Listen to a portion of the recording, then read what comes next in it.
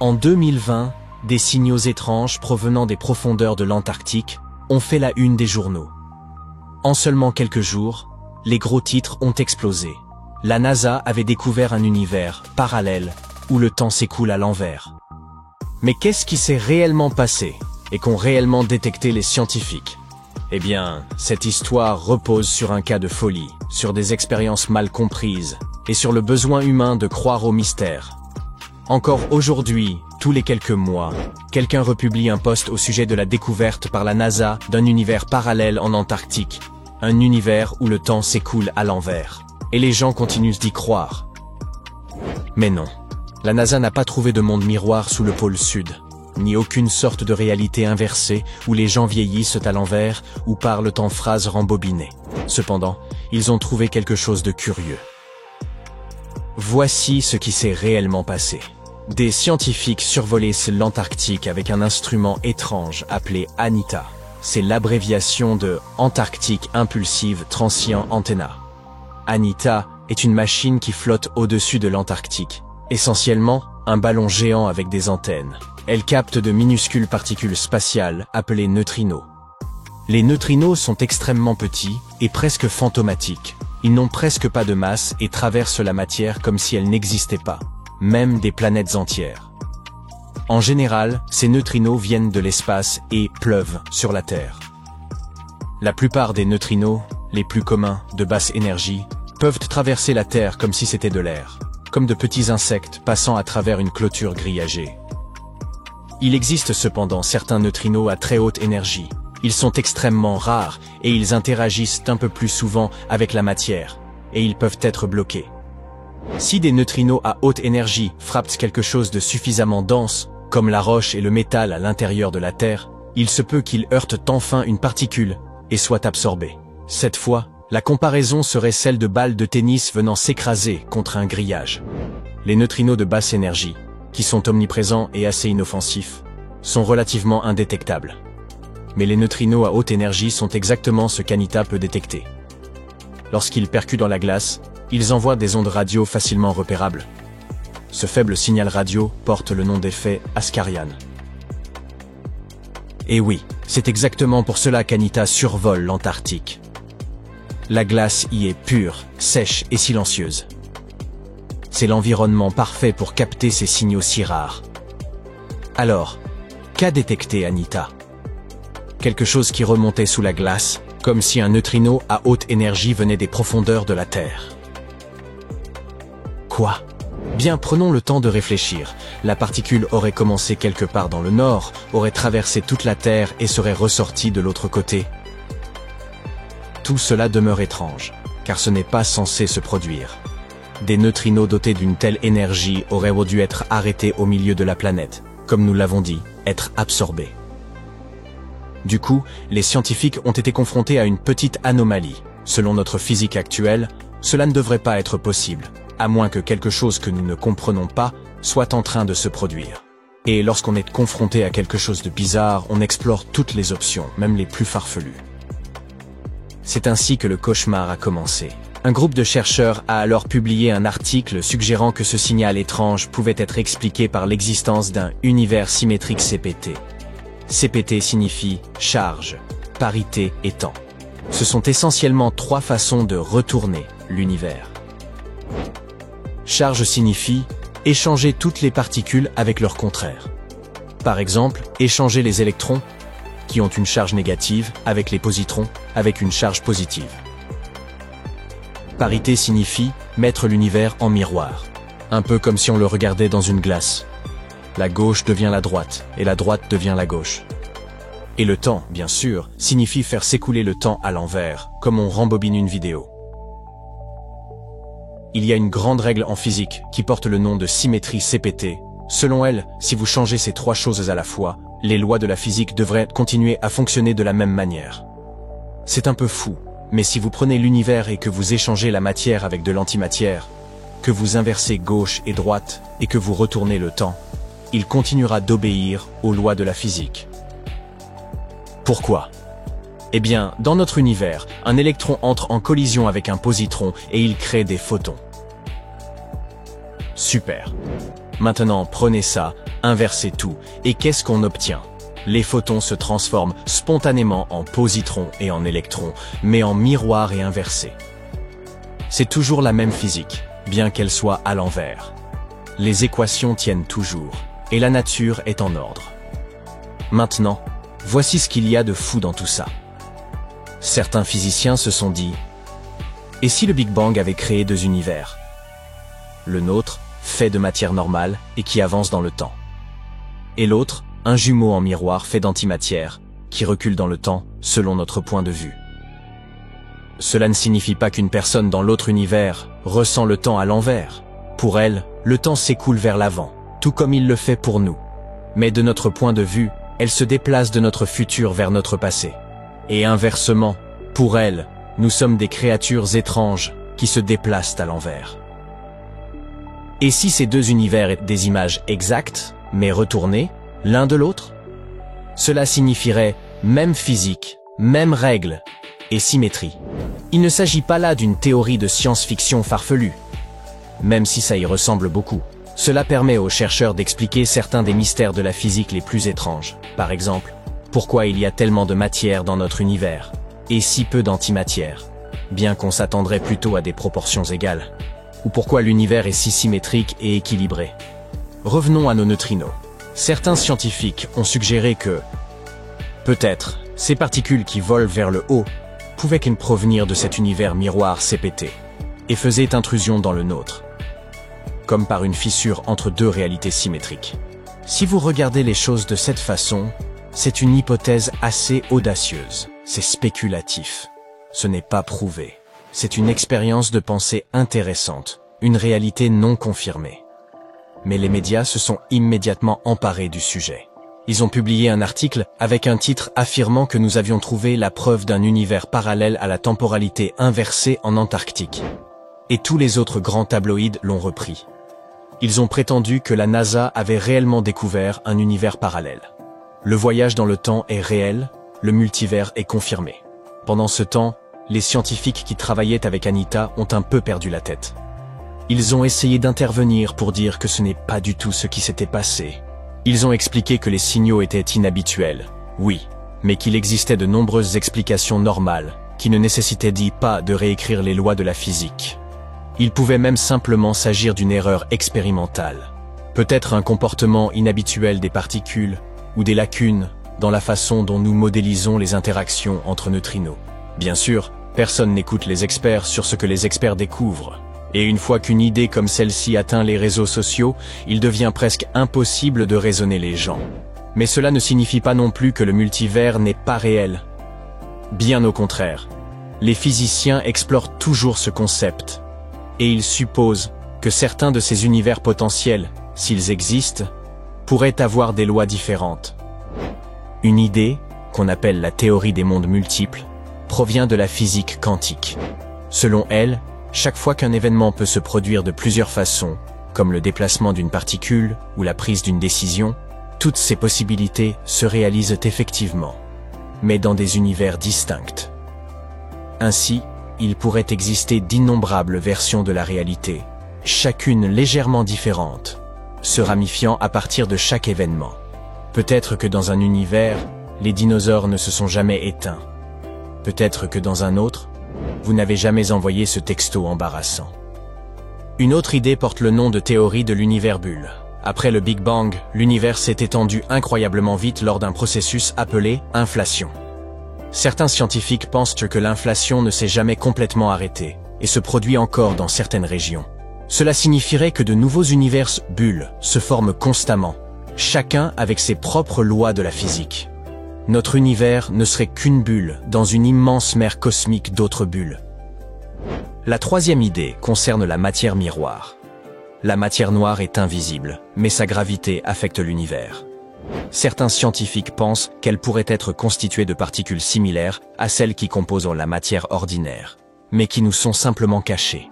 Cette matière de l'ombre pourrait être à l'origine de galaxies entières et invisibles, et même de formes de vie, le tout coexistant juste à côté de nous. Peut-être ne pouvons-nous tout simplement pas la détecter autrement que par la gravité, pour l'instant. Mais en physique, il ne s'agit là que de théorie. de possibilités mathématiques. Nous n'avons aucune preuve directe que ce soit réel. Mais si nous en trouvions une, espérons seulement que ce ne sera pas le scénario du garçon qui criait au loup. L'Antarctique, un monde figé dans un froid glacial de moins 43 degrés Celsius, recouvert de glace depuis des millions d'années. Mais ça n'a pas toujours été le cas. Des scientifiques viennent de faire une découverte incroyable. Enfouies profondément sous le plancher océanique, de minuscules gouttes d'ambre dorée. Cela signifie qu'autrefois, l'Antarctique foisonnait de vie et était recouvert de vastes forêts. Toutefois, un événement est survenu. Un événement qui pourrait radicalement changer notre perception de l'avenir. Depuis des millions d'années, l'Antarctique est une terre balayée par des vents puissants, où aucune végétation ne parvient à croître. Mais des chercheurs ayant exploré cette région ont pris la décision de percer les profondeurs de la surface antarctique. Ils ont foré à plusieurs milliers de mètres sous la glace et en ont extrait des couches de sédiments anciens. C'est là, piégés dans le temps, qu'ils ont découvert ces fragments d'ambre. L'ambre, résine fossilisée provenant des arbres, se trouve sur tous les continents et renferme souvent des traces parfaitement préservées d'espèces disparues. Des insectes figés dans leur vol, du pollen congelé dans le temps. Ces gouttes dorées peuvent conserver d'anciens et minuscules écosystèmes. Sur tous les continents, mais pas en Antarctique jusqu'alors. La minuscule gouttelette découverte, mesurant entre 0,5 et 1 mm, aussi petite qu'un grain de sable, mais d'une importance capitale, s'était écoulée de l'écorce d'un arbre il y a environ 90 millions d'années. Ce qui est encore plus fascinant, c'est que l'ambre ne se forme que dans certaines espèces d'arbres. Celles qui prospèrent dans les forêts tropicales humides et tempérées ou dans les jungles. C'est alors qu'une révélation s'est imposée. L'Antarctique était autrefois une forêt tropicale.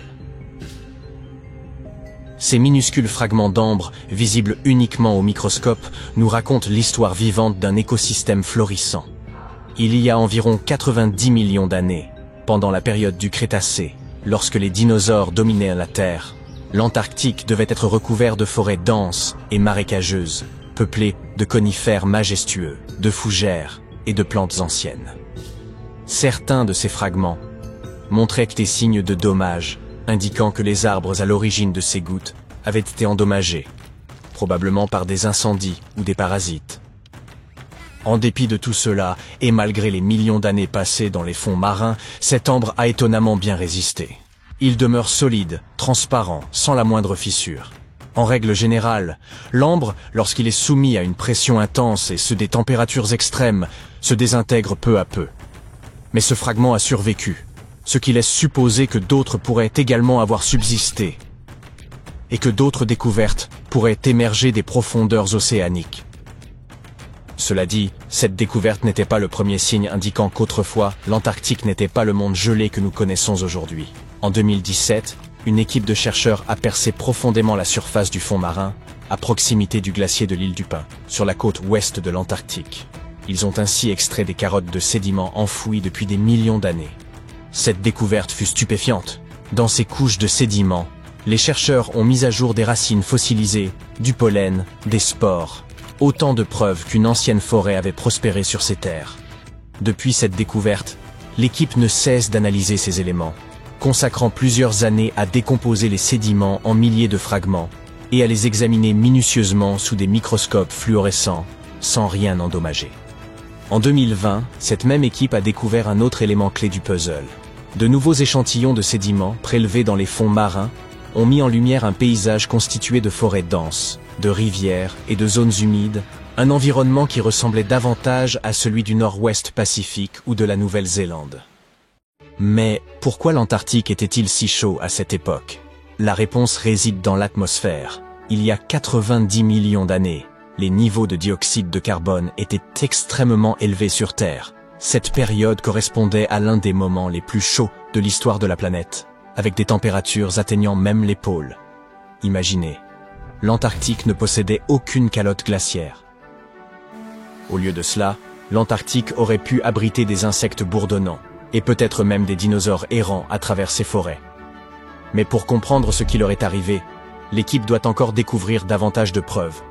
L'Antarctique demeure un lieu empreint de mystère. Sa couverture neigeuse et glacée rend son étude difficile, au point que nous ignorons même sa véritable forme et ses dimensions. Certaines zones de la calotte glaciaire mesurent près de 5 km d'épaisseur, l'équivalent de la moitié de la profondeur de la fosse des Mariannes, la plus profonde fosse océanique de la planète. Heureusement, la neige possède une qualité remarquable. Elle parvient à figer le temps avec une parfaite précision. Couche après couche, année après année, elle ensevelit le passé naturel, agissant comme une capsule temporelle. Au début, la neige fraîche est légère et se déplace facilement au gré du vent, remplie d'air. Mais à mesure que les couches s'accumulent, elle se comprime, expulsant l'air et durcissant en une glace dense. Cette pression de congélation emprisonne tout à l'intérieur, conservant d'anciennes plantes, animaux et même des paysages entiers. Les éléments sont littéralement figés dans le temps, car ce froid extrême ralentit le processus de décomposition. Il stoppe la croissance des bactéries, empêchant ainsi la putréfaction et permet une préservation quasi parfaite pendant des milliers, voire des millions d'années. C'est précisément ce phénomène qui se produit en Antarctique. Les scientifiques doivent scruter cette neige en profondeur afin de découvrir à quoi ressemblait cet endroit il y a des millions d'années. Ce qu'ils ont mis à jour, un monde entier perdu, enfoui sous des kilomètres de glace. Cette découverte se situe sous les glaces les plus épaisses d'Antarctique orientale, près des bassins subglaciaires Aurora et Schmidt. Le poids de la glace, immense et constant pendant des millions d'années, a en réalité protégé la Terre de l'érosion. Les scientifiques surnomment cela le fantôme du paysage de l'Antarctique. Et ce n'est vraiment pas comme le désert plat et lisse qu'on voit d'en haut. Ils ont découvert des rivières qui autrefois coulaient librement, désormais figées sur place. Des vallées sculptées par l'eau. Même 3 énormes collines aux sommets acérés. Mais que s'est-il passé? Pour saisir cela, il faut remonter encore plus loin dans le temps, à l'époque où l'Antarctique faisait encore partie d'un supercontinent aujourd'hui disparu. Il y a des centaines de millions d'années, ce que nous appelons aujourd'hui l'Antarctique faisait partie du Gondwana, un supercontinent gigantesque qui comprenait l'Amérique du Sud, l'Afrique, l'Inde, l'Australie et l'Antarctique, tous fusionnés ensemble. Cependant, à mesure que les plaques tectoniques terrestres se sont lentement déplacées, le Gondwana s'est fragmenté. L'Antarctique a été déchiré, sa terre s'étirant et se fracturant. Les vastes calottes glaciaires qui se sont formées plus tard ont recouvert ces terres brisées, les préservant comme des fossiles gelés.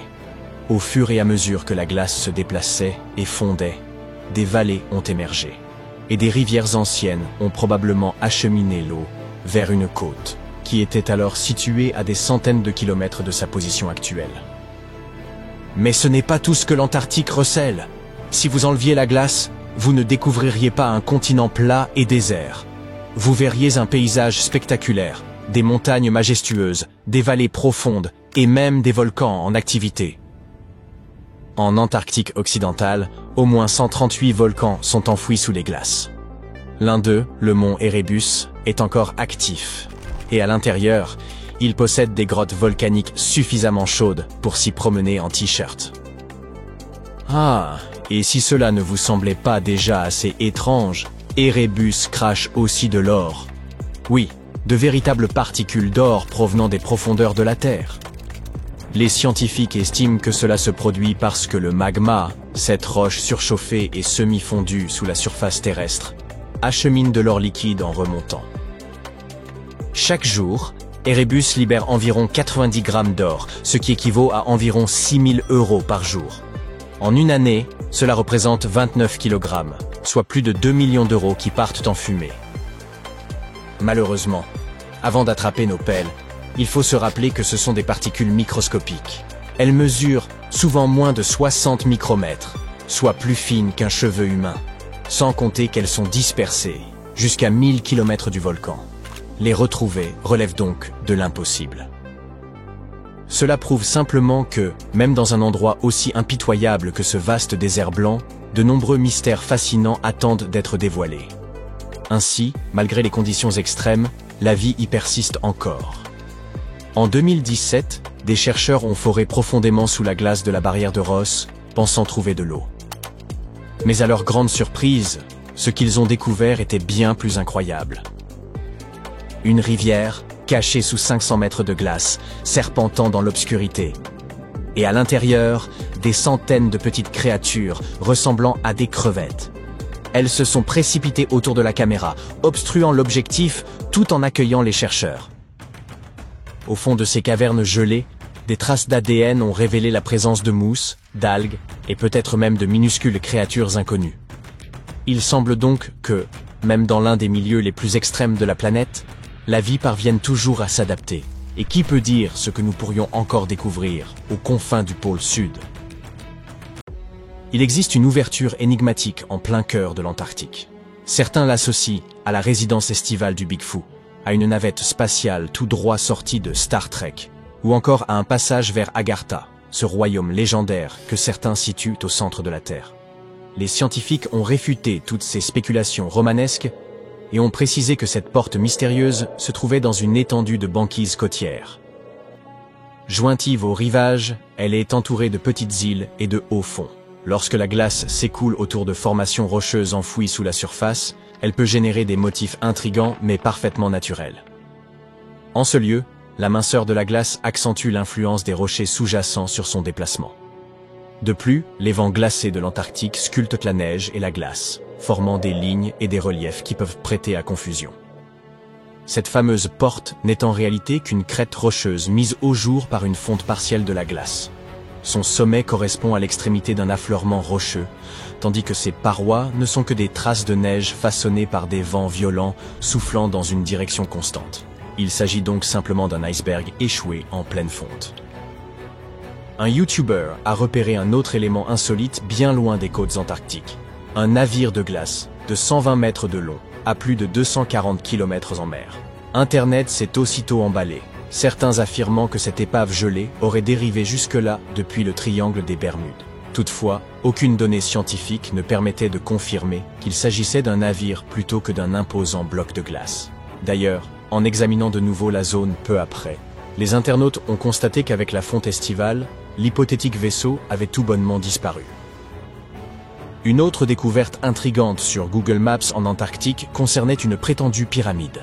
Avant que vous n'imaginiez un scénario fascinant impliquant les anciens Égyptiens et une base secrète enfouie sous la glace, il convient de préciser qu'il ne s'agissait en réalité que d'une montagne. Elle appartient à la plus haute chaîne du continent, les monts Ellsworth, qui s'étendent sur près de 400 km. Ce n'est d'ailleurs pas la première formation rocheuse à avoir été comparée à une pyramide. Au cours de l'expédition antarctique britannique, des explorateurs avaient déjà identifié une pareille montagne et l'avaient baptisée la pyramide. Pourtant, cette dernière ne présentait même pas la silhouette caractéristique d'un tel édifice. Voici une découverte antarctique qui ne manquera pas de vous impressionner. Une immense plateforme glaciaire, celle de Dodson, dont les reliefs ont évoqué aux scientifiques ceux du Grand Canyon. Un robot sous-marin spécialement conçu, nommé RAN, a parcouru près de 1000 km sous la glace et a rapporté des images spectaculaires de montagnes gelées, de vallées, de plateaux et de motifs tourbillonnants entièrement constitués de glace. Parmi les éléments les plus surprenants relevés par RAN figuraient d'énormes cavités en forme de cuvette, atteignant parfois 300 mètres de longueur. Malheureusement, les chercheurs ont fini par perdre la trace du robot. Ils supposent que des phoques de Weddell, intrigués par l'engin, auraient pu le heurter et provoquer son immobilisation. Pour préserver son énergie, RAN aurait alors cessé toute activité, rendant toute récupération impossible. L'équipe espère toutefois concevoir un nouvel appareil afin de poursuivre l'exploration de ce canyon gelé et d'observer l'évolution des motifs formés au fil du temps. Un autre canyon colossal a été mis au jour en Antarctique grâce au mauvais temps. Une équipe de spécialistes en acoustique, contrainte de suspendre ses recherches à la station Casey en raison d'une tempête, a mis à profit ce contretemps pour cartographier le fond marin aux abords du glacier Adams. C'est ainsi qu'ils ont découvert une formation impressionnante. Un canyon atteignant près de 2000 mètres de profondeur, 9000 mètres de largeur et s'étendant sur plus de 45 km depuis le glacier. Lors de cette première exploration, seule une partie du relief a pu être cartographiée avant que l'équipe ne soit contrainte de regagner la station. Toutefois, lorsqu'une nouvelle perturbation a frappé la région, le navire a repris la mer et a permis de compléter l'étude du canyon, malgré des vents violents et des vagues atteignant jusqu'à 4 mètres de hauteur. Grâce à une quinzaine d'heures de collecte de données, la carte du site a pu être finalisée. Avant leur retour en Australie, les chercheurs ont effectué un dernier arrêt pour obtenir une vision d'ensemble du canyon, dont l'analyse contribue à approfondir la compréhension de l'histoire des glaciers ainsi que des interactions entre la calotte glaciaire antarctique et l'océan. Il existe en Antarctique un lac gelé baptisé lac Enigma. Longtemps, on a cru qu'il était entièrement pris dans la glace, mais au cours d'une expédition menée entre novembre 2019 et janvier 2020, des chercheurs ont découvert, sous son épaisse croûte glacée, une couche d'eau liquide d'environ 12 mètres de profondeur. Afin d'en percer les mystères, ils ont foré la glace et envoyé une caméra explorer ses profondeurs cachées. L'eau du lac, qui proviendrait du glacier voisin par un passage souterrain encore inconnu, abritait une vie microbienne surprenante. De minuscules micro-organismes formaient des tapis biologiques recouvrant le fond du lac, certains étant fins et hérissés, d'autres rappelant des tapis froissés ou même de petites structures arborescentes pouvant atteindre 40 cm. Un grand nombre de ces microbes étaient capables de produire leur propre énergie par photosynthèse, à l'instar des plantes, ce qui conférait au lac une concentration élevée en oxygène. L'une des découvertes les plus remarquables fut l'identification d'une espèce bactérienne généralement présente dans des environnements pauvres en oxygène. Le lac Enigma pourrait ainsi présenter des similitudes avec les conditions régnant sur certaines lunes glacées comme Europe ou Encelade, suggérant que ces astres pourraient également renfermer de l'eau sous leur surface gelée, et, peut-être, une vie microbienne.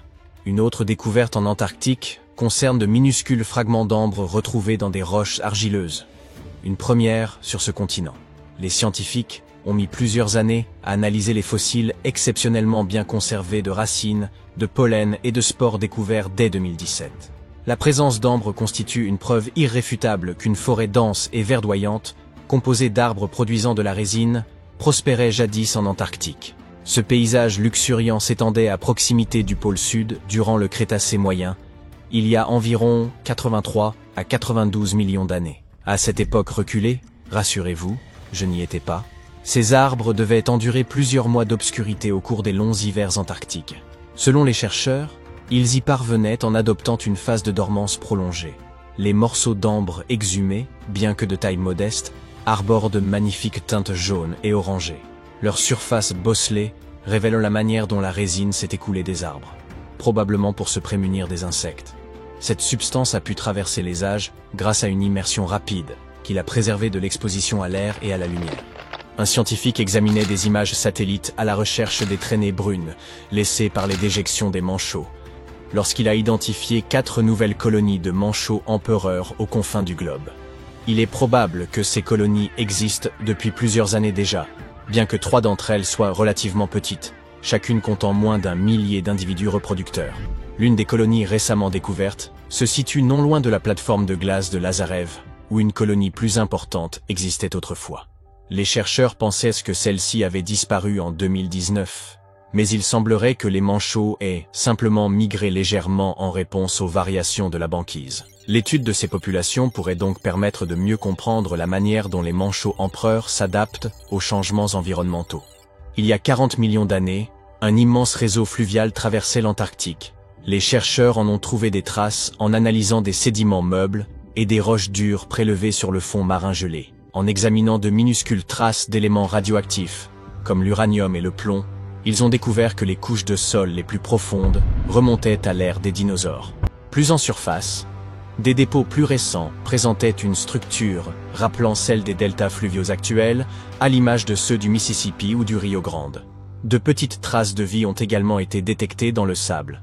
À son apogée, ce fleuve prenait sa source dans la chaîne transantarctique et parcourait 1500 km avant de se jeter dans la mer d'Amundsen. Poursuivant leurs recherches sur des couches de sédiments plus récentes, âgées d'environ 20 millions d'années, les scientifiques espèrent que ces découvertes leur permettront de mieux anticiper les évolutions futures du climat terrestre.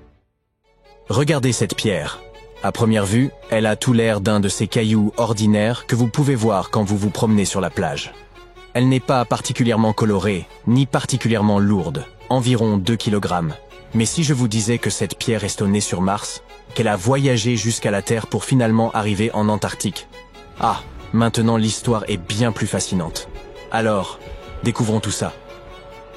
La chercheuse Roberta Skor, qui a travaillé sur le projet ANSMET, ou Antarctic Search for Meteorites, du Denver Antarctic Programme, a trouvé la météorite en 1984. Si vous souhaitez déchiffrer le nom de ce voyageur de l'espace, je peux vous aider. Il s'agit tout d'abord de l'endroit où il a été trouvé, les collines d'Alan en Antarctique, ou Alan Hills. Ensuite, nous avons l'année de sa découverte et le numéro de l'échantillon. Si vous vous dites que notre amie Roberta a ramassé cette pierre en s'exclamant « Waouh, un morceau de Mars !», vous allez être déçus. Au début, il était totalement impossible de savoir d'où venait la météorite. Et quelque chose troublait encore plus les chercheurs. Ce caillou était très différent des autres types de météorites trouvés sur notre planète. D'accord, mais alors comment ont-ils finalement découvert qu'elle venait de Mars? Grâce à des traces de gaz similaires à ceux qui composent l'atmosphère de la planète rouge. Nous avons pris connaissance de sa composition grâce au courageux Viking Lander qui a effectué les analyses nécessaires in situ en 1976. Mais revenons à notre découverte. Elle est très particulière. Et pas seulement parce qu'elle vient de très loin. Parmi les quelques milliers de météorites trouvées sur Terre, seule une centaine provient probablement de Mars. Et même avec ça, notre petite est différente des autres et semble faire partie d'un groupe à part. Remontons donc dans le passé et retraçons l'histoire de cette voyageuse cosmique. Elle s'est vraisemblablement formée il y a environ 4 milliards d'années sur sa planète rouge natale. Un jour, qui n'était pourtant pas très différent des autres, la vie de ce paisible caillou s'est trouvée bouleversée. Un impact météorique l'a catapulté dans l'espace, et notre pierre a commencé son voyage de petit astéroïde. À l'époque, elle était bien plus grosse qu'au moment de sa découverte sur Terre. À un moment donné, elle s'est approchée de la Terre, et on dirait bien qu'elle a décidé d'explorer les lieux. C'est ainsi qu'il y a 13 000 ans, ALH a terminé son voyage spatial en entrant en collision avec notre planète. À l'heure actuelle, ce fragment martien est le plus ancien que nous ayons jamais trouvé. Mais au début, il n'était pas très populaire. Ce n'est qu'en 1996 que sa notoriété s'est soudainement accrue, à la suite d'une découverte révolutionnaire. Des chercheurs de la NASA se sont en effet interrogés. Ce fragment est manifestement très ancien. Mais pourrait-il avoir enregistré des traces de vie qui auraient pu prospérer sur Mars à l'époque où ALH était encore attaché à la planète rouge?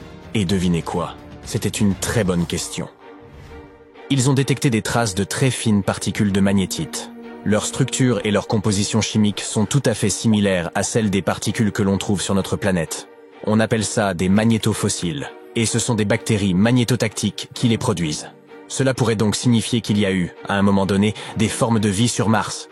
En avril 2020, des scientifiques de l'agence spatiale japonaise ont fait une autre découverte. Ils ont détecté dans notre météorite de l'azote contenant des matières organiques d'origine martienne. Alors, qui sait quel nouveau secret étonnant un examen plus approfondi de la météorite pourrait nous révéler? Pour l'heure, il ne vous reste plus qu'à vous rendre en Antarctique et vous mettre à creuser. En effet, c'est un endroit idéal pour la chasse aux météorites. Nous avons trouvé près de 50 000 météorites en Antarctique et des centaines de milliers attendent encore d'être découvertes. Chacune de ces roches spatiales peut nous raconter une histoire sur l'évolution du système solaire. Par exemple, la toute première roche lunaire trouvée sur le continent glacé et désert a confirmé le fait qu'on pouvait trouver sur Terre des morceaux d'objets spatiaux plus gros que des astéroïdes. Imaginons que vous soyez inspiré et que vous décidiez de partir à la chasse aux météorites en Antarctique.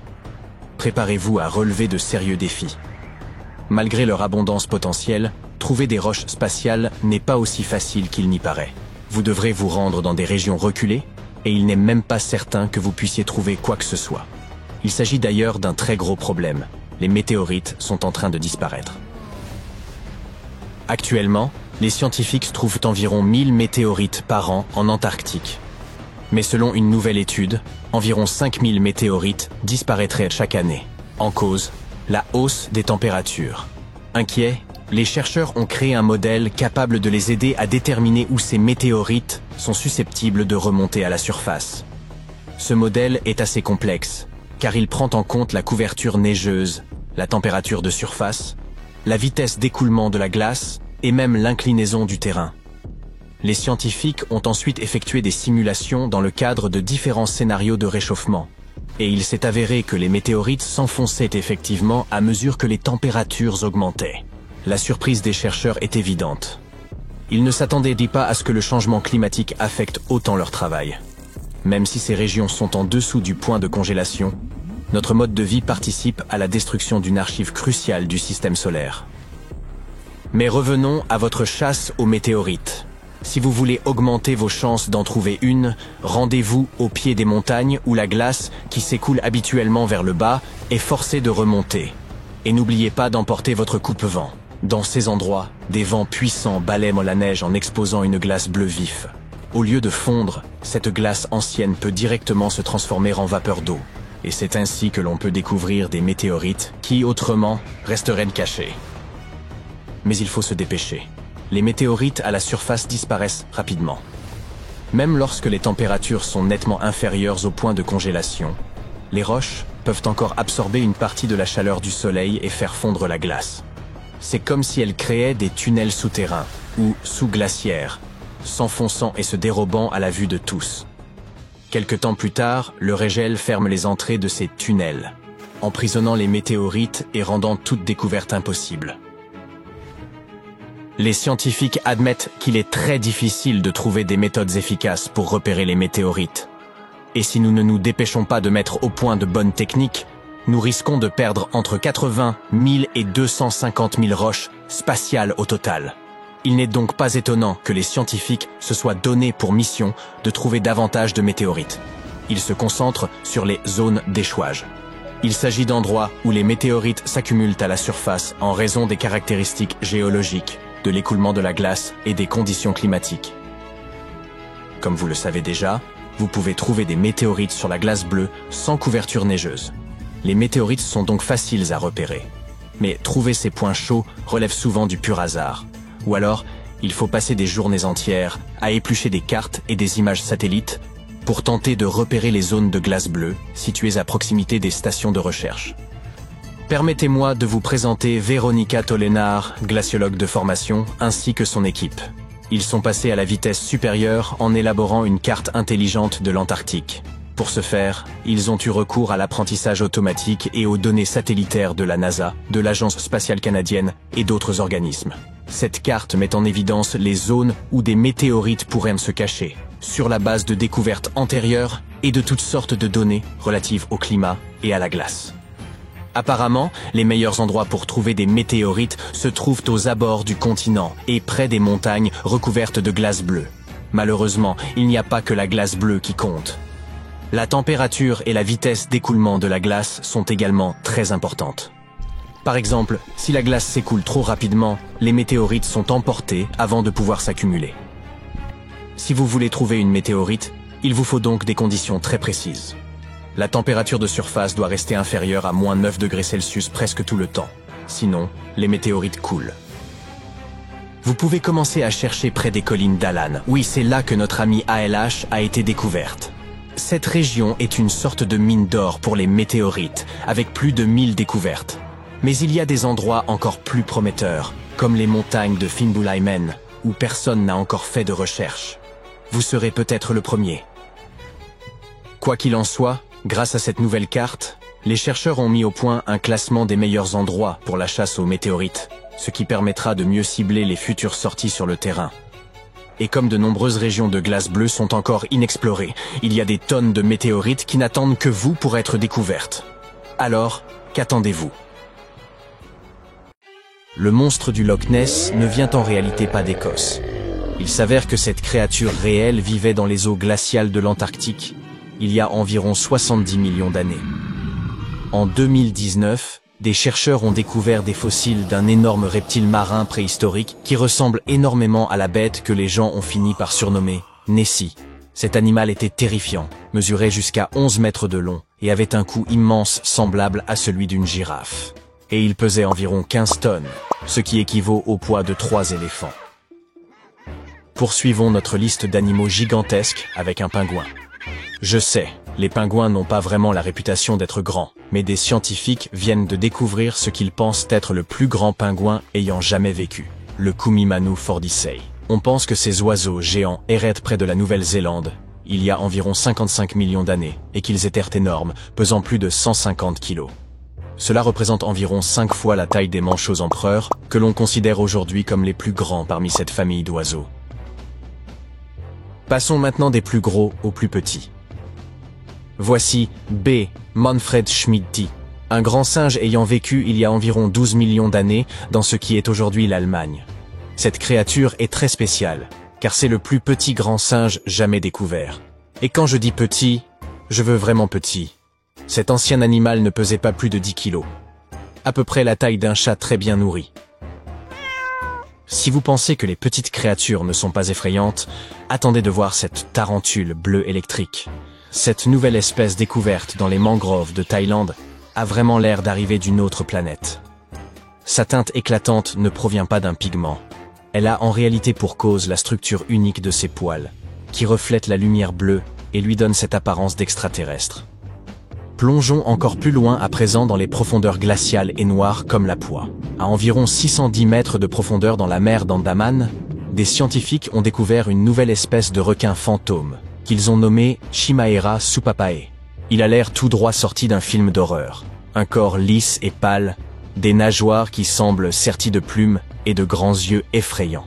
Ces requins fantômes ne sont en réalité pas des requins. Ils y sont seulement apparentés, s'étant séparés de leurs cousins il y a environ 400 millions d'années. La bonne nouvelle, c'est qu'ils ne dépassent qu'à peine la taille d'une boîte à chaussures. Vous vous disiez peut-être qu'on avait fait le tour des créatures étranges? Eh bien voici un ancien amphibien du Brésil, scientifiquement connu sous le nom de Carosei. Cette créature géante nouvellement découverte, qui ressemble à un crocodile, vivait pendant la période du Trias, il y a donc plus de 240 millions d'années. Mesurant près de 3 mètres de long, elle possédait une mâchoire puissante, semblable à celle de l'alligator moderne. Cette bête était une vraie survivante. Elle s'était adaptée aux conditions les plus extrêmes que la planète ait jamais connues. L'année dernière, des scientifiques observaient la dense forêt amazonienne de nuit lorsqu'ils sont tombés sur de curieuses araignées oranges qui avaient l'air d'être chaussées de bottes noires. L'équipe a rapidement compris qu'il s'agissait d'un nouveau type d'araignée crabe, mais non, elles ne ressemblent pas du tout à des crabes. Elles ont simplement reçu ce nom parce que, perchées sur des plantes, ces araignées étendent leurs pattes latéralement, comme des crabes. Saviez-vous que certaines nouvelles espèces portent le nom de célébrités? Par exemple, l'icône hollywoodienne Harrison Ford a maintenant son propre serpent. Découverte au Pérou, l'espèce T. Harrison Fordi rend hommage à l'acteur célèbre pour son rôle d'Indiana Jones, un archéologue connu pour sa peur notoire des serpents. Mais contrairement aux vilains serpents des films en question, cette nouvelle espèce est assez modeste en taille, mesurant environ 40 cm de long. Nous avons également le Rhampholeon princeai, une petite, nouvelle espèce de caméléon pygmée originaire de Tanzanie, qui a été nommé en l'honneur du rappeur et poète américain Prince Ea. Il a reçu cet honneur en raison de son travail de sensibilisation aux enjeux environnementaux mondiaux. Un autre homonyme célèbre est un serpent mangeur d'escargots que l'on trouve dans la végétation des forêts du Panama. S. Irmelin DiCaprioae, hommage à notre Léo préféré, mesure environ 38 cm de long et passe ses nuits sur les feuilles de palmier à la recherche d'escargots et de limaces. Ses yeux ronds ressemblent à des braises incandescentes et peuvent être un peu effrayants, mais dans l'ensemble, c'est plutôt une créature tranquille. Même lorsqu'elle se sent menacée, elle ne mord pas. Elle s'enroule simplement sur elle-même et dégage une très mauvaise odeur. Maintenant, quelque chose d'un peu plus sinistre. Venomius Tom Hardy. Ce nom vous dit-il quelque chose? Eh oui. Cette nouvelle espèce d'araignée a été nommée en l'honneur de l'interprétation par Tom Hardy du célèbre personnage de Marvel, Venom.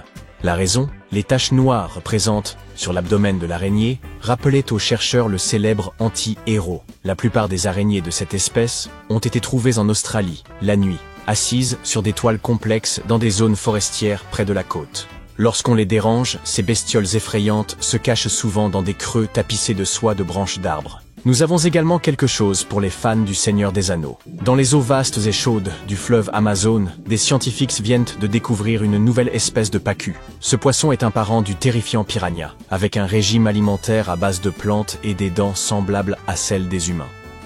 Il a été nommé Myloplus sauron, en raison d'une audacieuse marque noire verticale sur le flanc qui rappelait aux chercheurs le symbole de l'œil flamboyant du méchant Sauron de la saga épique de Tolkien. Attendez, est-ce un capybara bronzé ou un chien sauvage? Eh bien, en fait, c'est ni l'un ni l'autre. Il s'agit d'un cerf nain nouvellement découvert. Cette minuscule créature, à peu près de la taille d'un basset hound, se faufile à travers les forêts du Pérou. Ses grands yeux, son corps trapu et ses pattes courtes rendent cet animal tout simplement adorable. Ce joli petit cerf est le parfait opposé de ce que nous allons voir à présent. Cette créature d'apparence bizarre ressemble un peu à la bête aux 5 dents. Ces fossiles, découverts en Patagonie chilienne, ont montré qu'elle vivait à l'époque des dinosaures, il y a environ 72 millions d'années. Cette découverte est une preuve supplémentaire que des mammifères parcouraient bien cette partie de l'Amérique du Sud, à cette époque. En passant des forêts d'Amérique du Sud au désert d'Australie, nous rencontrons un dragon des sables connu scientifiquement sous le nom de Ctenophorus chacalpa. Avec sa couleur et son corps long et élancé, ce lézard semble tout droit sorti du film Dune. Découvert l'année dernière, ce dragon des sables se fond parfaitement dans les paysages brûlants du grand désert Victoria, dans le sud de l'Australie. Pendant plus de 10 ans, une créature aux grands yeux a réussi à se cacher des scientifiques qui s'aventuraient dans les montagnes du sud-ouest de la Chine. Mais en 2023, le groupe a finalement réussi à prendre quelques photos de cette grenouille qui ne correspondait à aucune espèce connue. Elles sont maintenant connues sous le nom de grenouille odorante de Leishan, une espèce qui mesure environ 5 cm de long et présente de petites bosses sur son corps vert gazon. Au large des côtes du Chili, nous avons récemment découvert un mont sous-marin presque 4 fois plus haut que le Burj Khalifa. Les montagnes sous-marines abritent généralement de magnifiques formes de vie, des jardins d'éponges et des coraux anciens. Mais ce mont sous-marin chilien cachait également un type rare de calmar doté de longs tentacules ressemblant à des nouilles, ce qui lui donne un peu l'apparence d'une assiette de spaghettis sous-marine. Avec ses tentacules, cette étrange créature peut mesurer jusqu'à 40 mètres de long. Récemment, des scientifiques plongeaient dans les eaux froides de la péninsule antarctique lorsqu'ils ont cru tomber sur un dragon à écailles ordinaires. Mais cette créature avait quelque chose d'inhabituel. Il s'est avéré que ce poisson avait 2 rayures verticales plus foncées le long de son corps élancé. C'est alors qu'ils ont réalisé qu'ils étaient en train de regarder une nouvelle espèce, l'Acarotaxis gouldae. Passons maintenant du très bizarre au super mignon. En 2017, des habitants faisaient bien de la plongée près de l'île de Kyūm au Japon, lorsqu'ils ont découvert le Clavellina ossipandae. Cette étrangeté des abysses a rapidement conquis le cœur des gens grâce à son apparence. Ces taches noires ressemblent aux yeux et aux oreilles d'un panda, même s'il faut avoir beaucoup d'imagination. Cette créature filtre l'eau pour attraper sa nourriture et nous rappelle une nouvelle fois que l'océan regorge de merveilles. Le pôle sud ne se limite pas à des manchots et une étendue infinie de neige. Un monde fantomatique y est enfoui. Observez, il se situe précisément ici sur le globe terrestre. Ne confondez pas l'Antarctique avec l'Arctique, qui se trouve au sommet de nos cartes, est bien plus petit et, disons-le franchement, bien moins énigmatique. La calotte glaciaire de l'Antarctique mesure de 2 à 5 km d'épaisseur, soit l'équivalent de 16 tours Eiffel empilées les unes sur les autres. Cette immense couche de glace masque les véritables reliefs et contours du sol antarctique. Nos connaissances sur ce continent mystérieux demeurent limitées, en grande partie à cause de l'omniprésence de la glace et de la neige. Nous ignorons encore la forme exacte et les dimensions précises de cette terre. Cartographier l'Antarctique sans outils titanesques est une tâche d'une complexité extrême.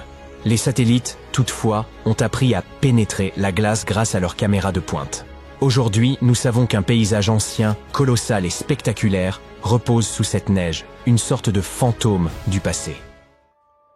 Il y a environ 90 millions d'années, l'Antarctique était un lieu bien plus chaud. Ce territoire abritait une forêt tropicale luxuriante, riche en espèces végétales et grouillante de vie. Des rivières y coulaient, dessinant un paysage foisonnant. Puis la glace a tout recouvert. Ce bouleversement a eu lieu il y a environ 34 millions d'années, lors de la transition de l'Éocène à l'Oligocène, une période marquée par un refroidissement significatif de notre planète. C'était le début de l'une des nombreuses ères glaciaires. La Terre subsista, mais fut ensevelie sous une couche de glace et de neige de plus en plus épaisse. Pour l'œil non averti, l'Antarctique est devenu un désert blanc, vaste, uniforme et dépourvu de relief. Les millénaires passèrent, et l'épaisse calotte glaciaire continua de se mouvoir, polissant et transformant le sol. Au fil de millions d'années, elle modifia l'apparence du continent. Aujourd'hui, si l'on examinait le sous-sol, il ne subsisterait pratiquement aucun vestige du pôle sud originel, à une exception près. Dans les régions où la glace est exceptionnellement épaisse et presque immobile, comme en Antarctique orientale, elle joue un rôle inverse. Elle agit comme une couverture particulièrement dense qui protège le sol. En temps normal, des facteurs tels que le vent ou la pluie érodent progressivement le sol, modifiant ainsi sa forme au fil des siècles. Cependant, grâce à cette couche de glace protectrice, ces processus naturels ne parviennent pas à atteindre les strates sous-jacentes. Ainsi, le sol est demeuré presque intact pendant des millions d'années, comme s'il avait été figé dans le temps. Cette zone spécifique, située près des bassins subglaciaires d'Aurora et de Schmidt, est désormais surnommée le spectre du paysage antarctique. Cet endroit est resté presque intact depuis qu'il a été recouvert de neige. Il y a 34 millions d'années. Il constitue une empreinte historique unique, capable de révéler l'apparence du sol de l'Antarctique avant qu'il ne devienne ce désert glacé.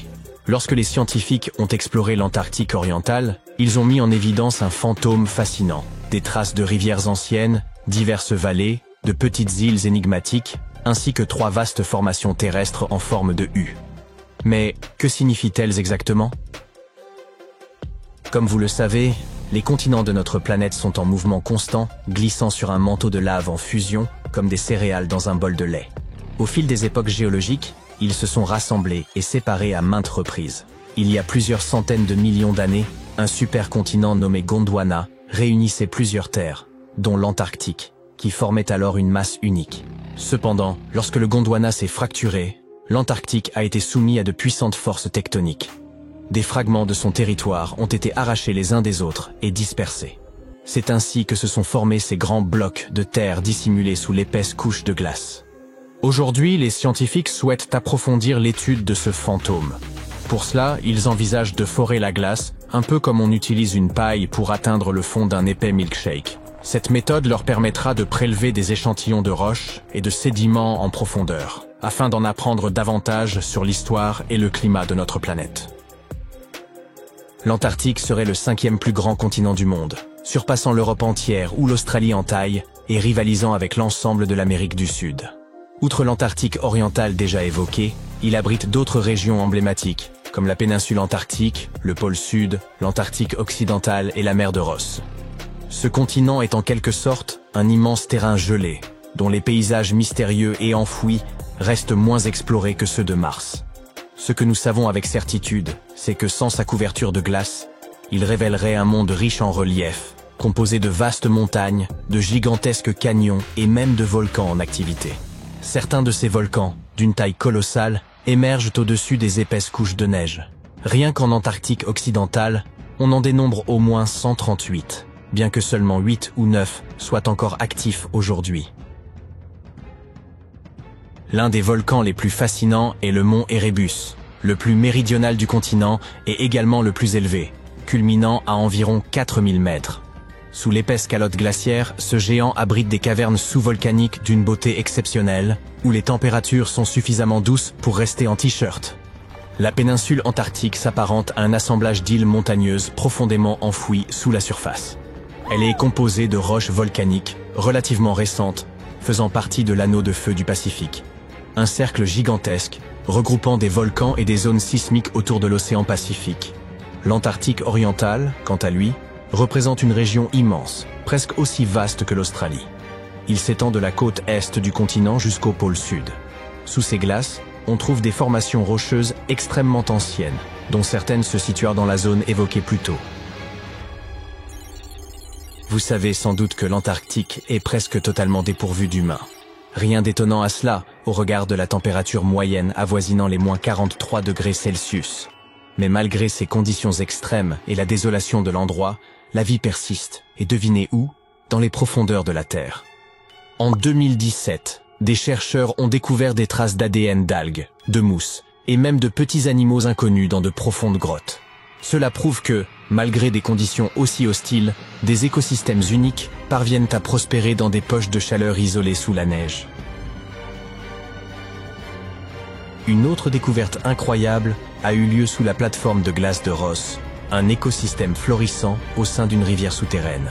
Les scientifiques soupçonnèrent depuis longtemps que des lacs et rivières d'eau douce pouvaient exister dans le sous-sol antarctique. Un jour, un satellite a détecté une faille, et après avoir décidé de l'explorer, ils ont utilisé une foreuse alimentée par de l'eau chaude pour fondre la glace et s'y engouffrer. À leur arrivée dans ces profondeurs, ils ont plongé une caméra dans l'une de ces rivières cachées. Au début, Ils pensaient découvrir simplement des rochers ou des formations similaires. Mais au contraire, ils sont tombés sur des centaines d'amphipodes, de minuscules créatures ressemblant à des crevettes. Les petites créatures se sont immédiatement regroupées autour de l'objectif, obstruant la caméra et empêchant les scientifiques de mener les observations prévues. Cela peut prêter à sourire, mais confirme qu'il existe bel et bien un écosystème au cœur de l'Antarctique. Les chercheurs prévoient désormais de l'explorer en profondeur. Et tout cela n'est là que l'affleurement de ce mystérieux monde souterrain. Sous la neige, ce continent cache également le canyon le plus profond, situé sous le glacier Denman. Bien que la fosse des Mariannes demeure le point le plus profond du globe, il convient de préciser que, géologiquement, elle appartient à la croûte océanique. En 1958, des explorateurs ont mis à jour une vaste chaîne de montagnes enfouies sous la glace, comparable aux Alpes en termes d'altitude. Cette chaîne s'étend sur près de 1200 km, avec des sommets culminant à 2700 mètres d'altitude. Et cette splendeur est ensevelie sous des tonnes de glace. Qui sait ce que nous pourrions encore découvrir ici? L'Antarctique abrite environ 60% de l'eau douce de la planète. Cela signifie qu'une fonte totale de ces glaces aurait des conséquences dramatiques. À titre d'exemple, il existe un glacier apocalyptique, officiellement connu sous le nom de Glacier Thwaites. Ce gigantesque bloc de glace, de la taille de la Floride, est actuellement en train de fondre. Chaque année, cela contribue à une élévation des niveaux marins de 4%. Si ce glacier venait à fondre complètement, le niveau des océans augmenterait de 60 cm. Une hausse qui peut sembler modeste, mais qui serait dévastatrice pour les régions côtières du monde entier. Heureusement, les chercheurs ont constaté que même si sa plateforme glaciaire venait à se désintégrer dans les 50 prochaines années, le glacier lui-même ne disparaîtrait pas aussi vite qu'ils le redoutaient. Bien qu'il perde encore de la glace à un rythme soutenu, ce processus resterait assez lent. En 2011, des chercheurs chiliens ont mis au jour en Antarctique un fossile singulier, évoquant un ballon de football écrasé. Pendant près de 10 ans, ce spécimen est resté sans étiquette spécifique, posé sur une étagère du Musée national d'histoire naturelle du Chili. Dans le musée, on l'appelait « La Chose », un surnom inspiré de son apparence digne d'un film de science-fiction. Lorsqu'ils ont finalement pu analyser ce fossile énigmatique, les scientifiques ont découvert qu'il s'agissait en réalité d'un œuf géant à coquille molle, vieux d'environ 66 millions d'années. Cet œuf mesure plus de 28 cm de long pour 18 cm de large. À titre de comparaison, un œuf de poule standard excède à peine 6 cm, tandis qu'un œuf d'autruche avoisine les 15. Ainsi, La Chose s'est vue attribuer le titre de plus grand œuf à coquille molle jamais découvert et de deuxième plus grand œuf animal connu à ce jour. Le seul œuf plus imposant était celui de l'oiseau-éléphant de Madagascar, une espèce disparue qui mesurait 1,5 fois la taille de Michael Jordan, soit 3 mètres. L'oiseau, bien sûr, pas l'œuf. Cet œuf, découvert en Antarctique, est également remarquable car il représente le premier œuf fossile mis au jour dans cette région du globe. La créature qui l'a pondu devait être un reptile marin gigantesque, tel que le mosasaure. Cette hypothèse étonne, car la plupart des scientifiques pensaient que ces animaux ne pondaient pas d'œufs. Cette découverte pourrait donc profondément modifier notre compréhension de ces créatures. Enfin, cet œuf est unique en raison de sa coquille fine et dépourvue de pores, un trait qui le distingue des œufs de dinosaures, typiques. Son apparence rappelle davantage celle des œufs de lézards ou de serpents, bien qu'ils proviennent d'un animal colossal apparenté à ces espèces. Aucun dinosaure ou reptile volant connu de cette époque et de cette région ne semble capable de pondre un œuf aussi énorme. Tout porte donc à croire qu'il s'agit bien d'un mosasaure, bien qu'il soit impossible d'en être totalement certain. Les scientifiques ont mené des recherches approfondies, étudiant 259 espèces de reptiles actuels, comme les lézards et les serpents, ainsi que leurs œufs. Grâce à ces analyses, ils ont estimé que la créature ayant pondu cet œuf devait mesurer au moins 7 mètres de long, sans inclure la queue, soit un monstre un peu plus grand qu'une girafe adulte. Durant la fin du Crétacé, il y a environ 105 à 66 millions d'années, cette région de l'Antarctique aurait pu servir de pouponnière. Des ossements de jeunes mosasaures et plésiosaures y ont été découverts, aux côtés de ceux d'individus adultes. En Norvège, des archéologues ont réalisé une découverte remarquable en retrouvant des dizaines de flèches, cachées dans la glace depuis près de 6000 ans. Ces flèches, révélées par la fonte d'une vaste plaque glaciaire dans les hautes montagnes, couvraient une superficie équivalente à 45 terrains de football. En 2014 et 2016, lorsque les étés ont été particulièrement chauds, les scientifiques ont exploré cette zone connue sous le nom de Langfon. Ils ont également découvert de nombreux ossements et bois de renne. Certaines flèches étaient intactes, tandis que d'autres étaient fragmentées. 5 pointes de flèches ont aussi été retrouvées autour de la zone en dégel. Ce site a révélé davantage de flèches que tout autre site glaciaire dans le monde. Parmi les 68 flèches identifiées, certaines remontaient à l'époque néolithique, tandis que les plus récentes dataient du XIVe siècle de notre ère. La glace agit comme une véritable machine à remonter le temps, conservant presque parfaitement ce qui s'y trouve. Langfon a acquis sa renommée comme l'un des premiers sites glaciaires jamais étudiés, après qu'un randonneur y a découvert une chaussure en cuir vieille de 3300 ans, non loin du bord. Les scientifiques continuent d'analyser ces lieux pour comprendre leur utilisation par les humains et les changements subis par les plaques glaciaires, de la Norvège à l'Amérique du Nord, au fil des siècles. Il y a environ 32 000 ans, un écureuil a enterré des graines près d'une rivière en Sibérie. Cela évoque-t-il à d'autres des souvenirs de l'âge de glace? Ces graines appartenaient à une plante aux délicates fleurs blanches, la Silène stenophila. Des milliers d'années plus tard, une équipe de chercheurs a retrouvé ces graines profondément enfouies dans le sol gelé, à une profondeur équivalente à celle d'un immeuble de 12 étages. Les graines étaient enfouies dans la glace, entourées d'ossements d'animaux comme des mammouths, des bisons et des rhinocéros laineux. Les graines les plus matures avaient été abîmées, peut-être par l'écureuil lui-même, mais certaines graines plus jeunes conservaient encore des tissus viables. Les scientifiques les ont minutieusement extraites et placées dans de petits récipients pour favoriser leur croissance. Et maintenant, la partie la plus incroyable. Ils ont réussi à faire pousser ces plantes. Leurs fleurs présentaient des formes légèrement différentes de celles de la même espèce qui poussent aujourd'hui. Au bout d'un an, cette plante de l'ère glaciaire a même produit de nouvelles graines. Ces résultats ont conduit les chercheurs à suggérer que le permafrost pourrait servir de réservoir d'un ancien patrimoine génétique, où des espèces disparues pourraient être retrouvées et ramenées à la vie. Des chercheurs, à bord d'un brise-glace en Antarctique, étaient à la recherche de baleines lorsqu'ils ont fait une découverte beaucoup plus surprenante. Une caméra placée derrière le navire, pesant autant qu'une voiture, a capté l'image de 60 millions de nids de poissons des glaces, répartis sur le fond de la mer de Weddell. Les nids, espacés d'environ 25 cm dans toutes les directions, s'étendaient sur une superficie de 240 km², soit légèrement plus que la taille de Washington, D.C. La colonie possédait même une limite bien définie, visible comme une ligne tracée dans le sable. Les scientifiques exploraient cette région pour étudier un site océanique particulier où l'eau était légèrement plus chaude que celle environnante.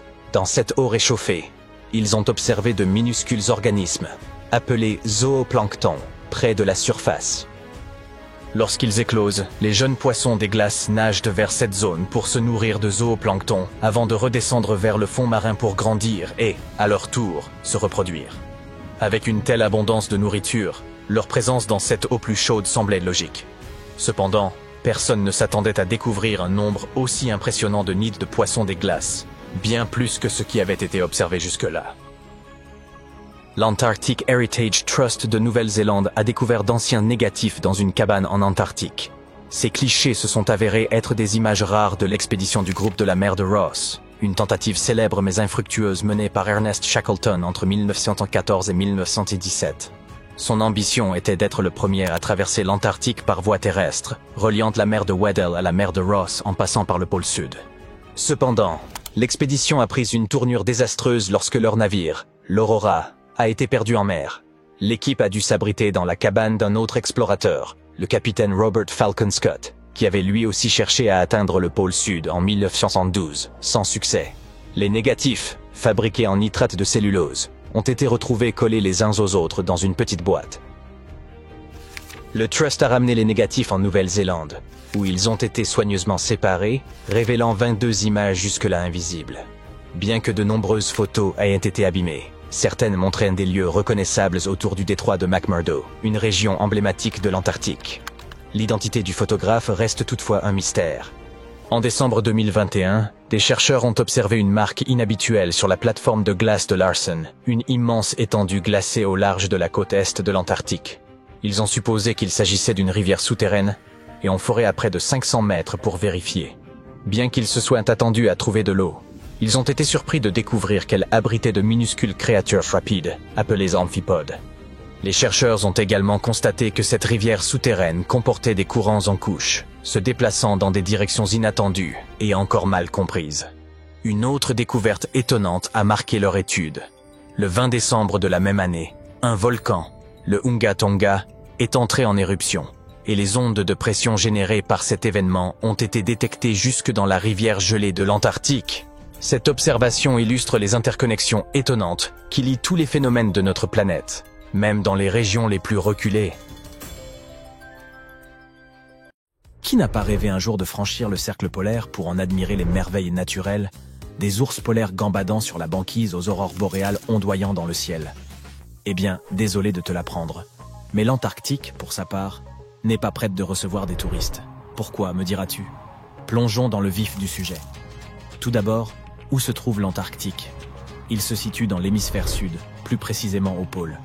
L'océan austral l'entoure et la majeure partie du continent est recouverte de glace, ce qui en fait l'un des endroits les plus isolés et les plus froids de la planète. As-tu déjà rencontré quelqu'un qui ait visité l'Antarctique? Probablement pas.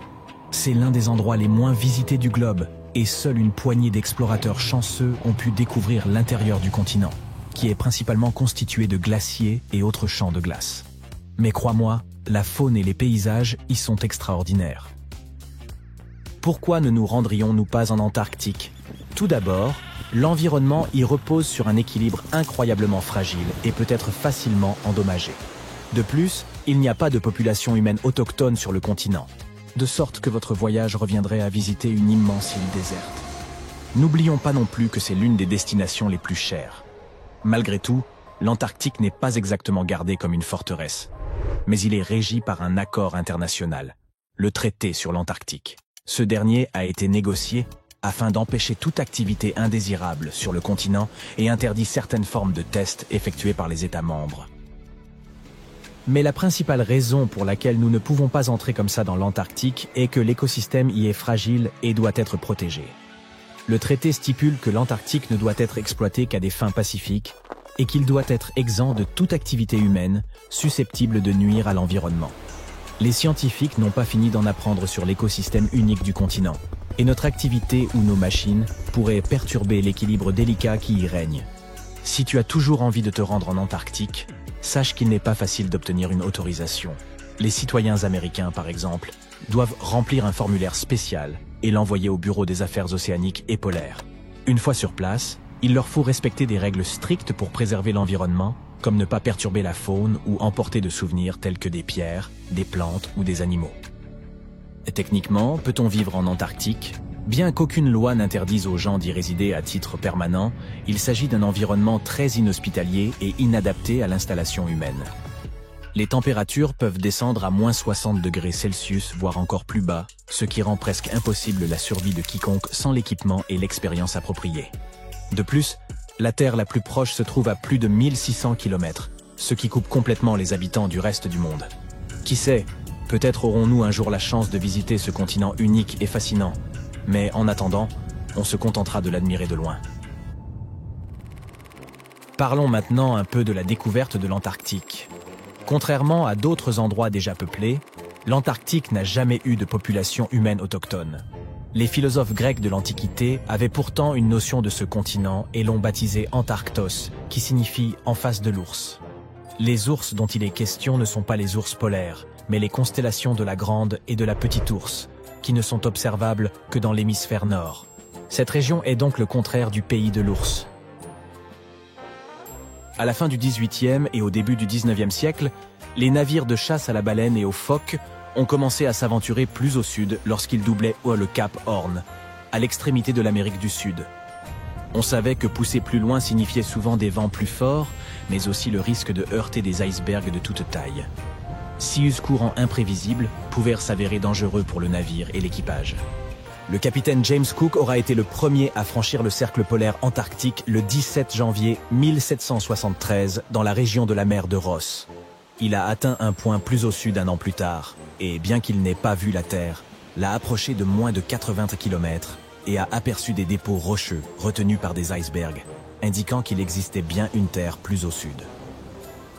Il est généralement admis que la première observation de l'Antarctique a eu lieu en janvier 1820, lors du voyage de 2 navires commandés par le capitaine Fabian Gottlieb von Bellingshausen, et CE, dans le cadre d'une expédition de 2 ans autour du monde à la recherche de nouvelles terres. Les navires du capitaine auraient été les premiers à avoir franchi le cercle antarctique depuis Cook. Le premier débarquement incontesté en Antarctique n'a eu lieu que bien plus tard, le 24 janvier 1895, au Cap Adar, lors d'une escale d'un baleinier commandé par Henrik Bull et judicieusement nommé Antarctique. Un petit canot avec 6, ou peut-être 7, hommes à bord s'est alors contenté de ramer jusqu'au rivage par temps calme. Tu ne le croiras peut-être pas, mais l'Antarctique est en fait un désert. Avec toute cette glace, on pourrait penser qu'il s'agit d'un paysage de conte de Noël, avec des batailles de boules de neige et du chocolat chaud toute la journée. Lorsqu'on pense à un désert, on imagine plutôt des chameaux, des cactus et des gens qui font des pieds et des mains pour trouver de l'eau. Mais en Antarctique, c'est une toute autre histoire. La difficulté n'est pas de trouver de l'eau, mais de trouver quelque chose qui ne soit pas recouvert de glace. Les précipitations moyennes y ont été d'un peu plus de 10 mm au cours des 30 dernières années. Ça ne représente que quelques gouttes de pluie par rapport aux averses que nous connaissons. Techniquement, ce ne sont donc pas les dunes ou la chaleur torride qui font un désert. C'est l'absence de précipitations. Mais ne t'inquiète pas, si tu te perds en Antarctique, tu n'auras pas à craindre d'avoir soif. Veille simplement à emporter une veste et des moufles, car il fait assez froid pour te transformer en sorbet. Non seulement l'Antarctique est l'un des endroits les plus secs de la planète, mais c'est aussi le plus froid, le plus venteux et l'un des plus élevés.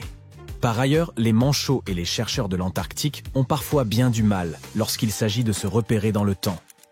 En effet, contrairement à ceux qui se passent sur le reste de cette grande planète bleue, il n'y a pas de fuseau horaire en Antarctique. Toutes les lignes de longitude se rejoignent en un seul point au pôle sud, ce qui complique quelque peu la tâche lorsqu'il s'agit de déterminer l'heure qu'il est vraiment. Tu te dis peut-être, mais comment les scientifiques et les chercheurs font-ils pour garder la notion du temps là-bas? Bonne question. Ils s'en tiennent généralement au fuseau horaire du pays d'où ils sont partis. Cependant, avec des stations du monde entier réparties sur le continent, les choses peuvent vite devenir un peu bizarres. Imagine que tu essayes de te coordonner avec les pays voisins sans les réveiller accidentellement au milieu de la nuit. On pourrait penser que peu de choses peuvent survivre dans un endroit où la température est aussi basse, où le soleil pointe à peine, et où le vent peut emporter aussi vite qu'un fétu de paille. Eh bien, comme dans de nombreux endroits sur Terre, la vie a également trouvé le moyen d'exister en Antarctique. Crois-le ou non, ce continent gelé est en pleine effervescence. Il abrite des milliards de krill, qui attirent à leur tour de nombreux phoques et plus de manchots qu'il n'est possible d'en compter. Mais ne te fie pas à leur apparence mignonne et câline. Les manchots sont des nageurs hors pair, dont le corps fuselé rendrait jaloux les plus grands médaillés olympiques. Ils se rendent sur le rivage pour se reproduire et se rafraîchir, mais leur véritable talent consiste à se chipper des cailloux entre eux et à former des cercles mathématiquement précis pour conserver leur chaleur. L'Antarctique abrite également la plus grande espèce de manchot sur Terre. Il s'agit du manchot empereur. Certes, ces oiseaux sont bien incapables de voler, mais cela ne signifie pas qu'ils ne savent pas sauter. À vrai dire, certains d'entre eux peuvent effectuer des bonds de 3 mètres hors de l'eau. Et n'oublions pas les phoques, avec leur corps poilu et leur chant mélodieux. Ces mammifères marins sont également protégés par le traité sur l'Antarctique et prospèrent dans les eaux fraîches de l'océan austral. Mais les véritables vedettes du spectacle sont les baleines. Pendant l'été antarctique, ces énormes créatures viennent en masse pour se repaître d'une abondance de krill. C'est un véritable buffet pour les baleines. Tu sais, la NASA n'explore pas seulement les étoiles, les planètes, les galaxies et les trous noirs. C'est difficile à croire, mais c'est vrai.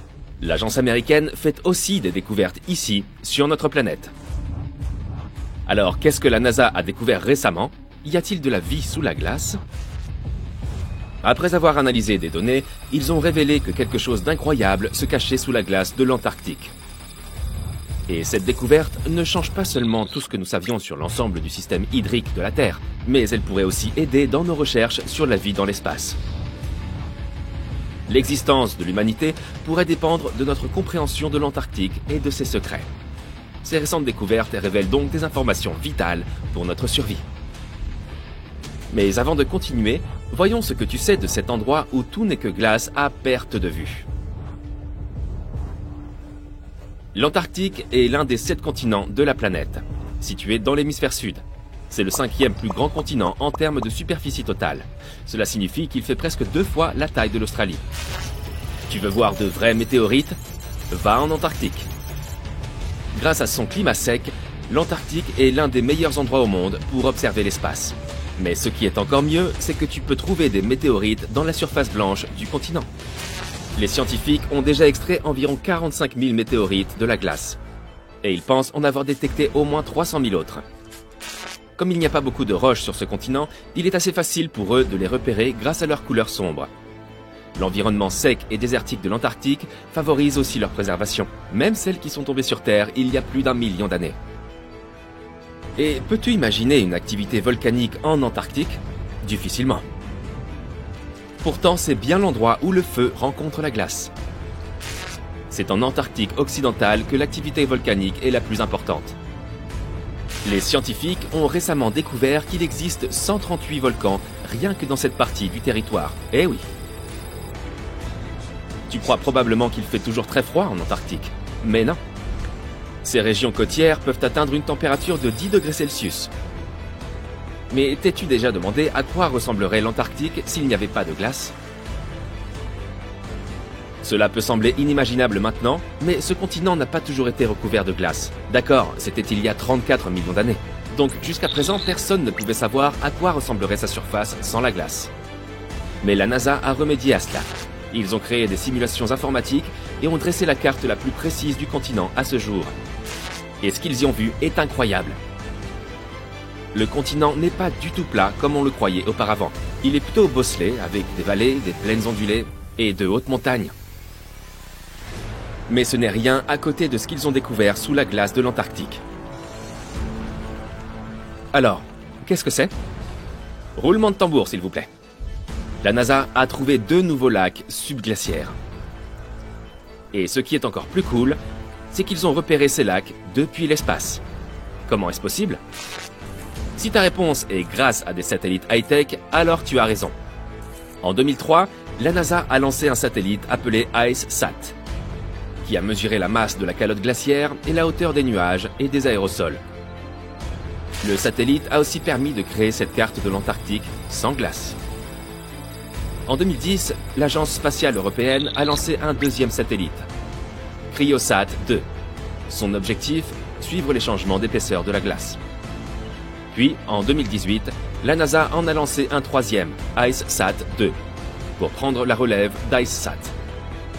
Il a mesuré l'élévation de la calotte glaciaire et l'épaisseur de la glace de mer. Il s'agissait du laser d'observation de la Terre le plus avancé de la NASA. Il a fourni des données de la plus haute précision. Et lorsque ces données ont été combinées avec celles des autres satellites, il a été possible de repérer ces 2 nouveaux lacs près de 2 autres de plus grande taille. Mais d'abord, comment est-il possible que ces lacs existent? L'épaisseur moyenne de la plupart des glaces de l'Antarctique est d'environ 1,9 km. Cependant, elle peut atteindre plus de 2,8 km d'épaisseur à certains endroits, surtout en hiver. On pourrait donc se dire qu'il n'y a rien en dessous. Mais la science nous dit le contraire. Ce n'est pas vraiment visible à l'œil nu. Pourtant, la glace du continent s'écoule lentement, mais constamment, et ce dans différentes directions sous la pression de sa propre masse. Mais pendant de nombreuses années, les scientifiques ne comprenaient pas comment l'eau se déplaçait. Cela a commencé à changer en 2007, lorsque les données recueillies par l'IceSat ont permis de comprendre ce qui se cache sous la surface. Ils ont découvert pour la première fois un réseau de lacs d'eau de fonte, tous connectés sous les courants de glace rapide de l'Antarctique. Et il y en avait des centaines. La glaciologue Hélène Amanda Fricker de la Scripps Institution of Oceanography a émis l'hypothèse que les changements d'élévation mesurés par l'IceSat se produisaient en raison de la dynamique de ces lacs. Ils ne retenaient pas l'eau de fonte de façon statique. Au lieu de cela, ils se remplissaient et se vidaient continuellement au fil du temps grâce à un système de canaux. Et au fur et à mesure, la glace au-dessus se soulevait et s'effondrait. Mais où allait toute cette eau? Dans l'océan, bien sûr. Et il s'en écoule beaucoup. Une étude récente, coécrite par Fricker, a révélé que l'écoulement des eaux d'un lac déverse pas moins de 750 milliards de litres dans l'océan en seulement 3 jours. D'innombrables mystères concernant les phénomènes naturels attendent encore d'être résolus. Mais la découverte de ces deux nouveaux lacs donne aux scientifiques une meilleure idée de la vitesse à laquelle la calotte glaciaire de l'Antarctique se modifie à mesure que le climat se réchauffe, ainsi que de la façon dont cela affecte les courants océaniques et l'élévation du niveau de la mer. Le cycle de remplissage et d'écoulement des lacs provoque également des fissures et des crevasses sur la couche de glace. Les informations que les chercheurs trouveront dans ces nouveaux lacs leur permettront donc de mieux comprendre ce qui se passe à la surface de la glace. Ils pourront aussi évaluer comment ce système de remplissage et d'écoulement influence la vitesse à laquelle la glace glisse dans les océans et les mers. Et cela signifie qu'ils pourront évaluer comment l'eau douce ajoutée peut modifier les écosystèmes marins. Cette découverte peut également nous permettre de savoir si la vie existe sous la glace. Génial! Les scientifiques ont foré à environ 1068 mètres dans la glace et ont découvert que les échantillons d'eau prélevés dans l'un des lacs contenaient environ 10 000 cellules bactériennes par millilitre. Un nombre aussi élevé de vie bactérienne est un bon signe, car cela signifie que les eaux glacées pourraient aussi abriter ces formes de vie plus développées, comme des micro-animaux. Et l'un de ces nouveaux lacs pourrait même être l'endroit où ils vivent. Mais le plus fascinant, c'est que ces nouveaux lacs pourraient les aider à comprendre si la vie est possible sur d'autres planètes. Les scientifiques pensent que la vie sous la surface gelée de la planète Mars, s'il y en a, pourrait correspondre au modèle observé dans les lacs de l'Antarctique. Il est donc possible qu'ils trouvent de nouvelles informations cruciales sur le type de vie qui a pu exister sur la planète rouge. Mais les hivers y sont plutôt rudes. La température la plus basse sur Terre est de moins 89,2 degrés Celsius. En 2010, la température est même tombée à moins 93,2 degrés Celsius. Et le ressenti de ce froid est bien pire en raison des vents forts et secs. Savais-tu que la superficie de la glace de l'Antarctique change aussi tout au long de l'année? Elle fait environ 3 millions de kilomètres carrés en été. Mais en hiver, elle atteint 19 millions de kilomètres carrés. Pourtant, malgré ces changements, elle reste le plus grand morceau de glace existant sur Terre. Désolé l'Arctique, c'était bien tenté. Tu as déjà vu des manchots? Eh bien, ces animaux sont les maîtres des lieux, car il n'y a pas de peuple indigène en Antarctique. C'est un no man's land, et aucun pays ne le possède. Sa véritable population est constituée de 5 espèces différentes de manchots, de phoques et d'orques. Malgré les conditions difficiles sur ce continent, tu peux aller y pêcher en touriste et y faire des recherches. Environ 5000 personnes résident sur le continent pendant l'été, dans des stations de recherche. Mais quand l'hiver arrive, ce nombre diminue bien entendu, jusqu'à un petit millier. Enfin, la couche de glace de l'Antarctique représente 70% des réserves en eau douce de la planète. Imagine ce qui se passerait si elle fondait. Le niveau des mers, partout dans le monde, augmenterait de près de 60 mètres.